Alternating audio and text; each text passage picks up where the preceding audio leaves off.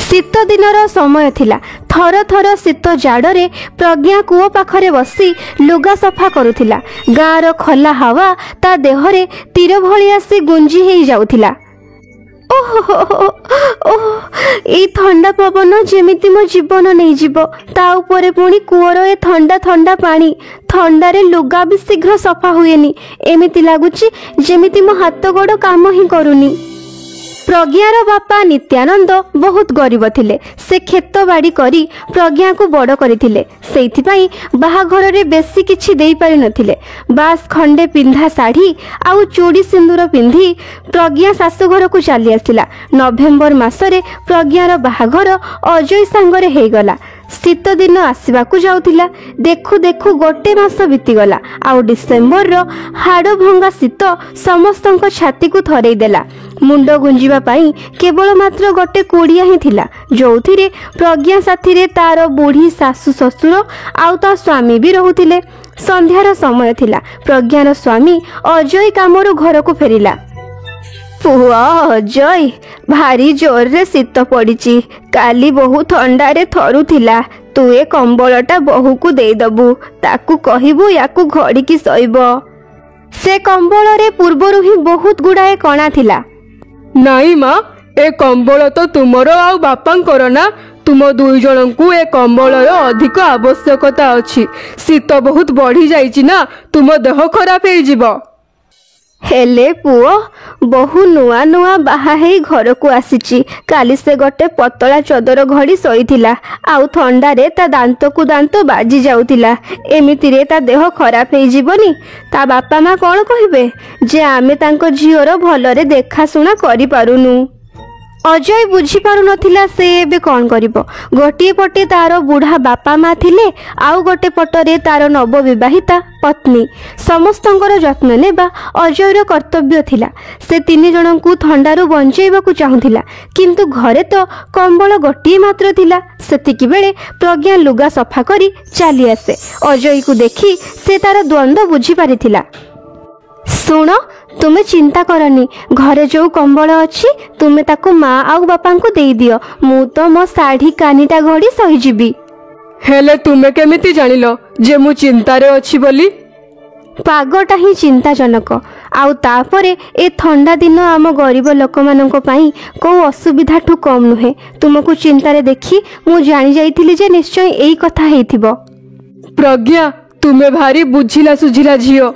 तुमे मो बापा मांकर केते जत्न नेउछ, हेले मु तुमरो जत्न नेई पारुनी। एटा तो मो कर्तव्य। से माने एबे मोर भी बापा माँ। हेले तुमे मन दुख करनी।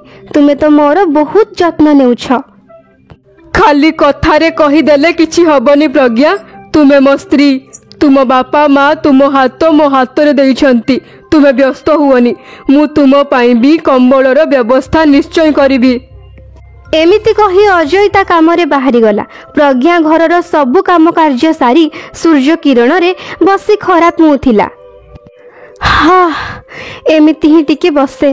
पुणी राति रे तो थरिबार ही अछि। जो दिन सूर्य भी न बाहरे से दिन तो जान मरण ही आसीगला बोली। राति हेई जाइथिला। सबु लोक सही जाइथिले। आजी बाहरे बहुत ठंडा हवा चलुछि। पाख सहर रे बरफ वर्षा हेइछि। सेठू ठंडा पवन आसुछि। अजयर कथा सरीछि कि नाही सेतिकी बेले तांकर छोट दरभंगा झरका खट करी भांगी गला। आउ तळे पड़ी गला। पवन साई साई घर भीतर को पसी आसिला। ऊपर वाला को कौन आम ऊपर टिके भी दया आसुनी। पूर्वरु ही कौन शीत कम थिला जे ए झरका भी भांगी गला। तुमे व्यस्त हुओनी माँ, मु किछि व्यवस्था करूछि।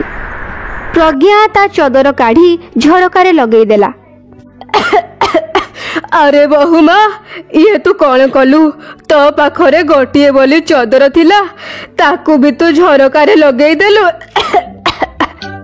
हाँ बापा, झरकारु बहुत ठंडा पवन आम कुड़िया को पशुला। एमिति रे तो तुमर देह खराब हो जिवो।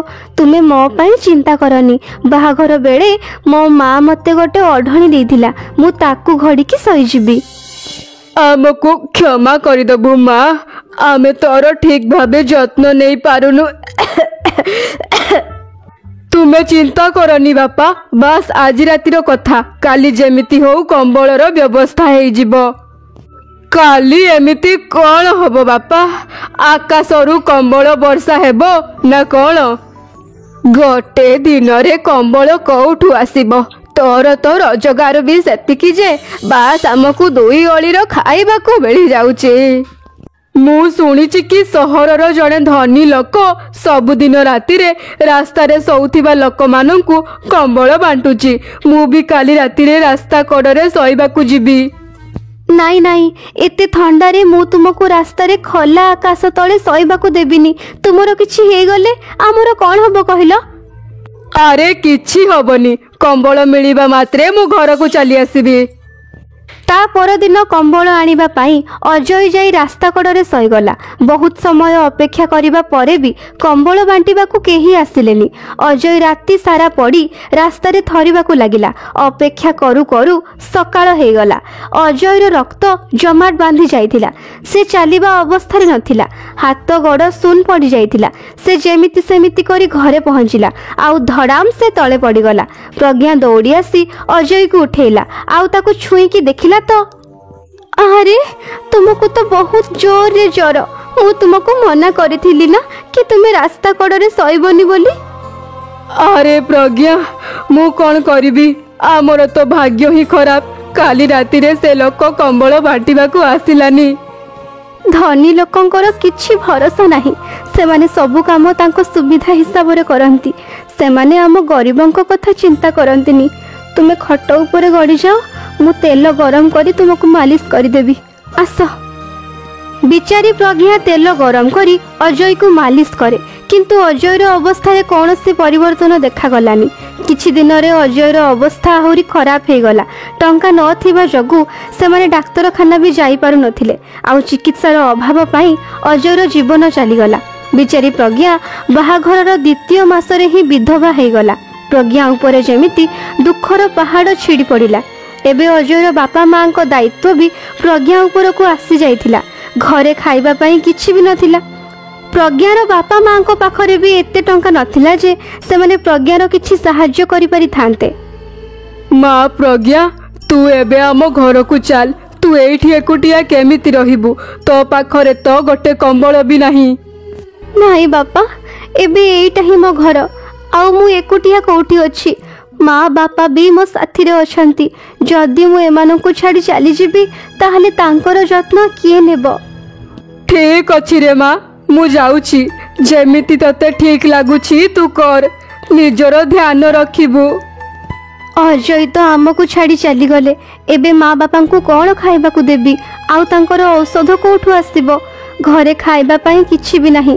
भोक आउ थंडारे जदि एमानंकर भी किछि हेइ जिवो तो मु निजको केबे क्षमा करि परिबेनी। ना अजय मो पाई कंबल आनिबाकू जाइथांते, ना तांकर एमिति अवस्था हेइथांता। ए सब किछि मोरी पाई हेइछि। ए सब कथा चिंता करी प्रज्ञा कांदिबाकू लागे। बहु एबे कांदिले आउ लाभ कौन? जहा हबार थिला हेई गला। माँ, आज मोरी पाई तुम पुओ नहांती। मु जेमिति हो किछि ना किछि करी तुम मानंकु भलरे रखिबी। एमिति कही प्रज्ञा काम खोजिबाकू बाहरी जाए। काम खोजु खोजु से पाख सहर को चलीगला। सहर रे प्रज्ञा देखिला जे लोके भल भल कोट जैकेट आउ गरम पोशाक पिंधि बुलुछंती। शीत दिन तो ये धनी लोकंकर। आमर एते भाग्य कौठी जे आमे एमिति गरम पोशाक पिंधिबु। आमको तो कंबल टीए पाई भी बलिदान देबाकू पड़े। आउ प्रज्ञा घर घर बुली काम खोजिबाकू लागिला। मैडम, मु काम खोजुछि। जदि आपणको घरे किछि काम अछि ताहाले मु काम करिबाकू राजी अछि। हाँ हाँ, मु भी काम बाली ही खोजुछि। एते शीतरे बाबा मु काम करि परिबिनी। मोर तो हाथ गोड़ चालुनी। ठंडा ठंडा पानी रे बासन किए धोइब जे? ମୁଁ ଆପଣଙ୍କ ଘରର ସବୁ କାମ କରିଦେବି। ଲୁଗା ସଫା, ରୋଷେଇ, ଝାଡୁ ପୋଛା ସବୁ କାମ କରିଦେବି। ଥଣ୍ଡା ପାଣିରେ ବାସନ ବି ଧୋଇବି। ବାସ୍ ମୋତେ ଆପଣ କାମରେ ରଖିନିଅନ୍ତୁ। ମୋତେ କାମର ବହୁତ ଆବଶ୍ୟକତା ଅଛି। ଏମିତି ଭାବରେ ପ୍ରଜ୍ଞାକୁ କାମ ମିଳିଗଲା। ଧୀରେ ଧୀରେ ପ୍ରଜ୍ଞାକୁ ଆଉ 2-4 ଘରେ ବି କାମ ମିଳିଗଲା। ଥଣ୍ଡା ପାଗରେ ଥଣ୍ଡା ଥଣ୍ଡା ପାଣିରେ ପ୍ରଜ୍ଞା ସବୁ କାମ କରେ। କିନ୍ତୁ ଏବେ ସେ ଏଇ କଥା ପାଇଁ ଖୁସି ଥିଲା ଯେ ସେ ତା ବୁଢ଼ା ଶାଶୁ ଶ୍ୱଶୁରକୁ ମୁଠାଏ ଖାଇବାକୁ ଦେଇପାରୁଛି, ଆଉ ଔଷଧ ବି ଆଣି ଦେଇପାରୁଛି। କେବେ କେବେ ତ ଗାଁରେ ବରଫ ବର୍ଷା ବି ହୁଏ, କିନ୍ତୁ ପ୍ରଜ୍ଞା ତଥାପି କାମକୁ ଯାଏ, କେବେ ବି ଛୁଟି ନିଏନି। କାମ କରୁ କରୁ 1 ମାସ ବିତିଗଲା। ପ୍ରଜ୍ଞା, ଆଜି ତୋର ମାସେ ପୁରିଗଲା। ଏଇ ନେ ତ ଦରମା ଟଙ୍କା, ଆଉ ମୋ ତରଫରୁ ଏଇ କମ୍ବଳଟା ବି ନେ। ମୋ ସ୍ୱାମୀ ପ୍ରତ୍ୟେକ ଦିନ ରାସ୍ତା କଡ଼ରେ ଶୋଉଥିବା ଲୋକଙ୍କୁ କମ୍ବଳ ବାଣ୍ଟନ୍ତି। ସେଇ କମ୍ବଳ ଭିତରୁ ମୁଁ ତୋ ପାଇଁ ଗୋଟେ ରଖି ନେଇଥିଲି। ସେ କମ୍ବଳକୁ ଦେଖି ପ୍ରଜ୍ଞା ଆଖିରେ ଲୁହ ଆସିଯାଏ। କ'ଣ ହେଲା ପ୍ରଜ୍ଞା, ତୁ କାନ୍ଦୁଛୁ କାହିଁକି? ତତେ କ'ଣ ଏ କମ୍ବଳ ଭଲ ଲାଗୁନି? ନାହିଁ ମ୍ୟାଡାମ, ମୋତେ ତ ଏ କମ୍ବଳର ବହୁତ ଆବଶ୍ୟକତା ଅଛି। ଏଇ କମ୍ବଳ ପାଇଁ ତ ମୋ ସ୍ୱାମୀ ସେଦିନ ରାତିରେ ରାସ୍ତା କଡ଼ରେ ଶୋଇବାକୁ ଯାଇଥିଲେ। ଯଦି ସେଦିନ ତାଙ୍କୁ ଏ କମ୍ବଳ ମିଳିଯାଇଥାନ୍ତା ତ ଆଜି ମୁଁ ବିଧବା ହେଇନଥାନ୍ତି। କମ୍ବଳ ପାଇବା ଆଶାରେ ସେ ପୁରା ରାତି ଶୀତରେ ଥରି ଥରି ରହିଲେ, ଆଉ ତାଙ୍କ ଦେହ ବହୁତ ଖରାପ ହେଇଗଲା। ଟଙ୍କା ନଥିବାରୁ ତାଙ୍କର ଚିକିତ୍ସା ବି ହେଇପାରିଲାନି। ଆଉ ବିବାହର 2ୟ ମାସରେ ହିଁ ମୁଁ ବିଧବା ହେଇଗଲି। ଘରେ ଗୋଟେ ହିଁ ପୁରୁଣା ଫଟା କମ୍ବଳଟା ଅଛି, ଯାହାକୁ ମୋ ଶାଶୁ ଶ୍ୱଶୁର ଘୋଡ଼ନ୍ତି। ମ୍ୟାଡାମ, ଦୁର୍ଭାଗ୍ୟ କେବଳ ଗରିବମାନଙ୍କୁ ହିଁ ମିଳେ, ଆଉ ଶୀତ ଦିନ ତ କେବଳ ଧନୀ ଲୋକମାନଙ୍କ ପାଇଁ ସୁନ୍ଦର ହେଇଥାଏ। ଆମ ଗରିବ ଲୋକମାନଙ୍କର ତ ଜୀବନ ବଞ୍ଚିଯାଉ, ବାସ୍ ଏତିକି ବହୁତ। ପ୍ରଜ୍ଞାର କଥା ଶୁଣି ତା ମାଲିକାଣୀକୁ ଦୟା ଆସିଗଲା, ଆଉ ସେ ପ୍ରଜ୍ଞାକୁ 2-2ଟା କମ୍ବଳ ଦେଲା। ପ୍ରଜ୍ଞା, ତୁ ଏଇ 2ଟା କମ୍ବଳ ନେଇଯା। ଗୋଟେ ତୋ ପାଇଁ, ଆଉ ଗୋଟେ ତୋ ଶାଶୁ ଶ୍ୱଶୁରଙ୍କ ପାଇଁ। ଆଉ ଏଇ ସବୁ କିଛି ଗରମ ପୋଷାକ ବି ନେଇଯା, ତୋର ଆଉ ତୋ ଶାଶୁ ଶ୍ୱଶୁରଙ୍କ କାମରେ ଆସିବ। 2-2ଟା କମ୍ବଳ ଆଉ ଗରମ ପୋଷାକ ପାଇ ପ୍ରଜ୍ଞା ବହୁତ ଖୁସି ହୋଇଗଲା। ଆଉ ସେସବୁକୁ ନେଇ ପ୍ରଜ୍ଞା ଘରକୁ ଚାଲିଗଲା। ସେ ଗୋଟେ କମ୍ବଳ ତା ଶାଶୁ ଶ୍ୱଶୁରକୁ ଦେଇଦେଲା, ଆଉ ଗୋଟେ ନିଜେ ଘୋଡ଼ିଲା। କିନ୍ତୁ ଏଇ କମ୍ବଳ ପାଇଁ ପ୍ରଜ୍ଞାକୁ ବହୁତ କିଛି ହରେଇବାକୁ ପଡ଼ିଥିଲା। ସତରେ ଶୀତ ଦିନ ଗରିବମାନଙ୍କ ପାଇଁ କୋଉ ଯମଦୂତ ଠାରୁ କମ୍ ନୁହେଁ। ଯଦି ଆପଣଙ୍କୁ ଏ କାହାଣୀ ଭଲ ଲାଗିଥାଏ ତାହେଲେ ଲାଇକ୍ କରନ୍ତୁ, ଆଉ ଯଦି ଆପଣ ଆମ ଚ୍ୟାନେଲରେ ନୂଆ ଅଛନ୍ତି ତାହେଲେ ଚ୍ୟାନେଲକୁ ସବସ୍କ୍ରାଇବ୍ କରନ୍ତୁ। ଧନ୍ୟବାଦ।